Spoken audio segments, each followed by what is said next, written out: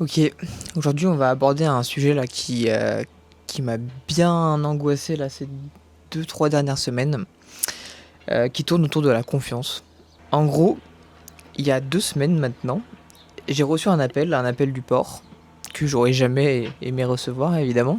Mais en fait, ce qui s'est passé, c'est que j'avais fait une demande de mise à l'eau pour novembre. Donc je pense que les travaux seront terminés en novembre, c'est la fin du contrat du bateau, du port, donc on va faire la demande en avance comme ça pour savoir s'il y a des places. Et là, va-t-il pas que quoi, que le port me dit qu'ils peuvent pas mettre à l'eau le bateau parce que le bateau est immobilisé. Ah bon? Comment ça? Immo quoi? Donc j'ai fait une tête, ouais, bah je pense que voilà quoi, je sais pas quoi répondre, mais pourquoi? Jusqu'au moment où elle me dit du coup que bah en fait le bateau a une dette de plus de 14 000 euros et que bah, pour ça ils retiennent le bateau.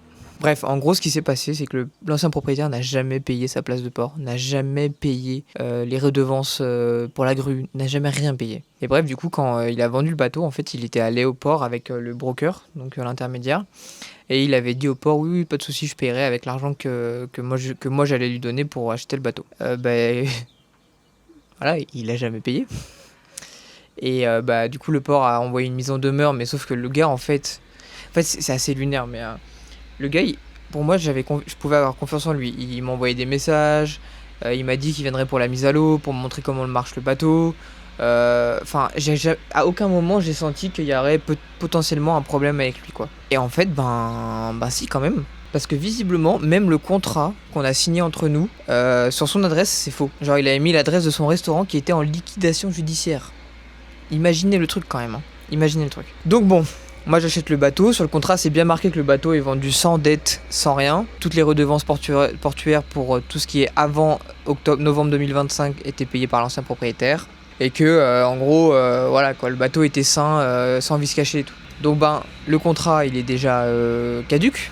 Parce que bah il a signé alors que non, il y a une dette. Donc moi je pourrais là me retourner contre lui pour un contrat caduc et du coup faire une annulation de vente ou faire un remboursement ou j'en sais rien. Mais bon, je pense que si il a pas 14 000 euros pour payer la place, il aura pas peut-être tout l'argent pour payer pour acheter le bateau, quoi. Donc je ne vais pas faire ça. Enfin, c'est ma dernière option. Et du coup, quand le port me dit ça, je suis en mode bon bah j'appelle le mec, quoi. J'appelle l'ancien propriétaire. Il m'avait toujours répondu à mes messages. Donc là, je lui envoie un message. Et c'est peut-être là mon erreur, c'est que je lui ai envoyé un message. Il a vu le message, parce que sur WhatsApp on voit quand c'est passé en bleu là. Et du coup, il m'a plus répondu derrière. Entre temps, je discute aussi avec l'intermédiaire qui, franchement, il était à la ramasse. Le gars, c'est son boulot de vérifier qu'il y a des dettes ou pas. C'est son boulot de me vendre un truc cool. Il prend quand même je crois qu'il prend 10%, entre 5 et 10% de la com. Enfin, sa com c'est 5 et 10%. Le mec il est pas capable de vérifier, c'est bon aussi au bout d'un moment. Donc voilà, on essaie de trouver des solutions. Moi j'avoue, ça me fait chier parce que ça, un problème juridique comme ça, c'est quand même pas simple à gérer, surtout que là on parle d'une immobilisation du bateau, que si ça part en procédure ça va être super long. Donc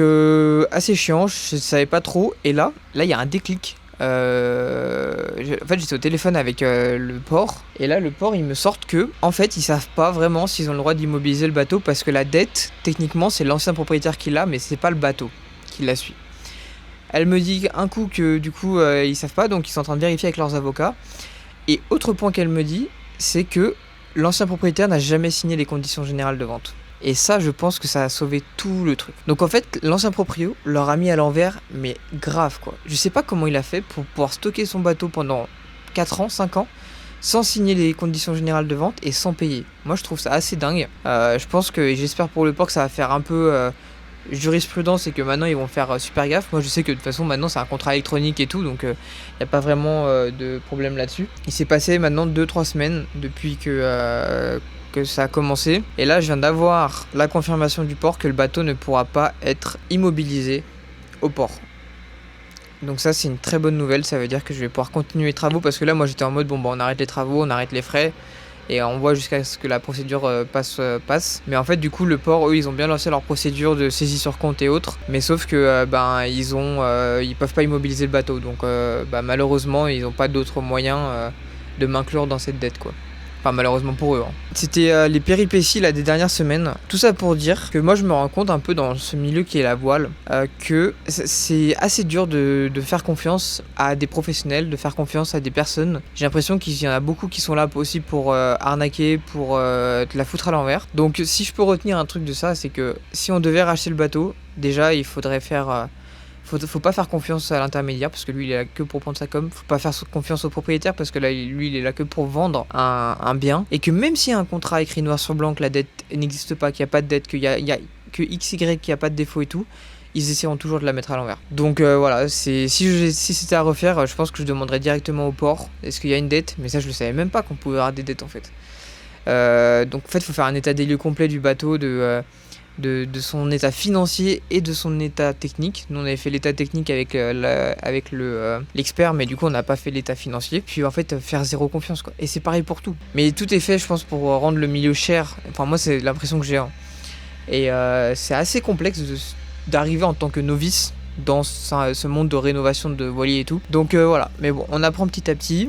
Là, on s'en sort bien. Donc le bateau pourra être mis à l'eau. Donc ça, c'est plutôt une bonne nouvelle. Donc maintenant, on n'a plus qu'à finir les travaux. En tout cas, voilà, si vous avez pour projet d'acheter un bateau, faites attention. Faites attention. Faut éplucher le moindre détail, la moindre facture. Regarder avec le moindre organisme. Avoir tous les documents à dispo, que ça soit pour faire les papiers, pour ramener le bateau en France, pour naviguer, pour faire ci, pour faire ça. Enfin... Je pense que c'est un travail monstrueux. Et surtout que vu que c'est considéré comme un véhicule, il n'y a pas forcément de notaire qui peut s'en occuper. Moi, ça m'apprendra aussi à faire trop confiance. Et je pense qu'on ressortira plus fort de cette histoire. Voilà, là, je suis passé par des phases où j'avais plus envie, où je m'étais dit, bon, bah, au pire, je leur revends le bateau 14 000 € moins cher et ça rembourse la dette ou j'en sais rien. Enfin, on perd un peu l'envie dans ces moments-là.